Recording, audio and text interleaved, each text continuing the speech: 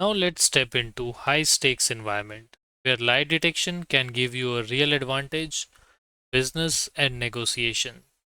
Because in business, people don't always lie outright, but they often withhold, exaggerate, or strategically present information to gain an edge. And if you can read these situations accurately, you can make smarter decisions, avoid costly mistakes, and negotiate with confidence. Let's start with a key shift in mindset.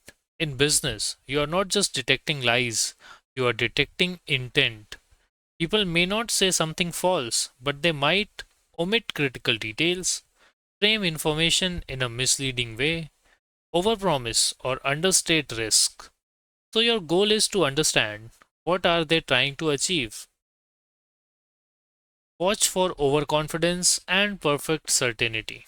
In negotiations, you may hear statements like, "This is guaranteed," "There's zero risk," "Everyone is already on board." Be cautious of absolute certainty, especially in situations that naturally involve uncertainty. Overconfidence can sometimes be a persuasion tactic rather than a reflection of reality. Look for gaps in information. In business conversations, what's not said is often more important than what is. Ask yourself, are key details missing? Are timelines unclear? Are risks being avoided or minimized? A strong technique here is follow up questioning. What challenges do you see with this? What could go wrong? Truthful professionals can usually discuss both strengths and risk. Evasive answers may signal information control. Identify strategic language. In business settings, deception is often more polished. Watch for vague phrases. "We are exploring options," "It's in progress," non committal language like "we'll try," "it should be fine," or reframing, answering in a way that sounds relevant but avoids the real question. This doesn't mean someone is lying, but it may indicate careful positioning rather than full transparency. Observe behavioral shifts during key moments.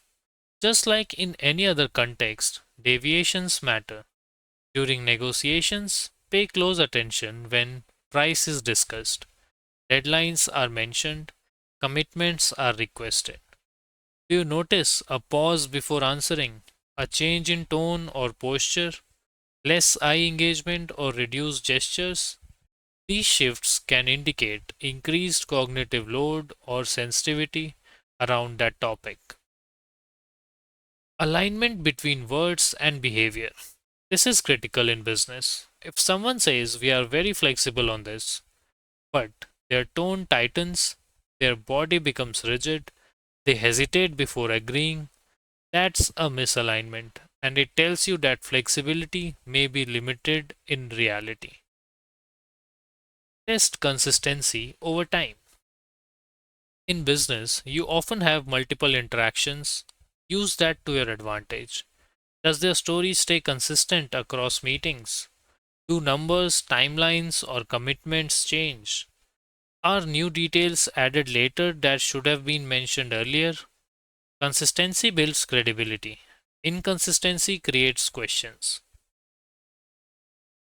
Next is using strategic silence and questions. One of your strongest tools is silence. After asking a key question, don't rush. Let them fill the space.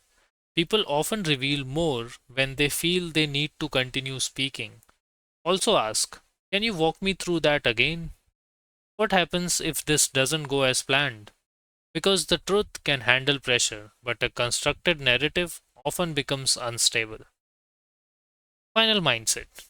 In business, don't think they are lying. Think, what are they emphasizing and what are they avoiding? That shift changes everything. Key takeaway: you are detecting intent, not just deception. You focus on patterns, gaps, and alignment. You use questions and observation, not confrontation, because in business and negotiation, The people who win are not the ones who assume, but the ones who observe, analyze, and decide with clarity. And once you master this, you don't just protect yourself, you gain a powerful edge in every deal you enter.